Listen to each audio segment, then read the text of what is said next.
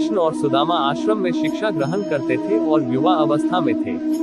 एक दिन आश्रम में लकड़ियां समाप्त हो गई और गुरु माता परेशान होने लगी। गुरु माता ने सर श्री कृष्ण और सुदामा के साथ उनके अन्य साथियों को अपने पास बुलाया और आज्ञा दी कि बच्चों, आश्रम में लकड़ियां समाप्त हो गई है, आप लोग जंगल जाओ और लकड़ियां लाओ। गुरु माता ने उन्हें एक पोटली देकर कहा, अगर भूख लगे तो इसमें से चने निकलकर बराबर बांट कर खा लेना।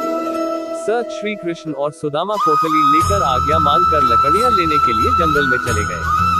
सभी जंगल में पहुंचकर लकड़ियां इकट्ठी करने लगे।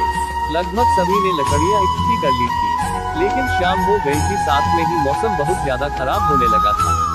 मौसम इतना खराब हो गया कि बारिश होने लगी और तूफान भी बड़ी जोर से आने लगा।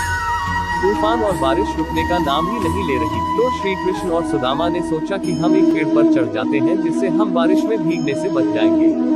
दुर्भाग्यवश ऐसा नहीं हुआ। दोनों पेड़ पर तो चढ़ गए, लेकिन वह भीगने से नहीं बचे। बारिश भी अधिक तेज होने लगी थी। बहुत ज्यादा रात हो गई, लेकिन बारिश नहीं रुकी। दोनों ठंड के मारे काम रहे थे। तभी सुदामा को याद आया कि गुरु माता ने हमें चने की पोटली दी थी। सुदामा ने मन ही मन सोचा कि श्री कृष्ण को याद नहीं है कि गुरु माता ने हमें चनों की पोटली दी थी। सुदामा चने चुपके चुपके खा रहा था। श्री कृष्ण को चनों के चबाने की आवाज आ रही थी। तभी कृष्ण जी बोल पड़े, अरे सुदामा, गुरु माता ने हमें जो चने की पोटली दी है, उसमें से मेरा हिस्सा लाओ।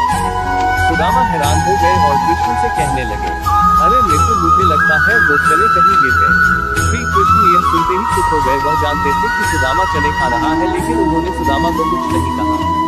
लेकिन समय बीतता चला गया और उन्हीं चनों की वजह से सुदामा बहुत ही दरिद्र यानी बहुत गरीब हो गए। शायद वही चने सुदामा की गरीबी का कारण बने।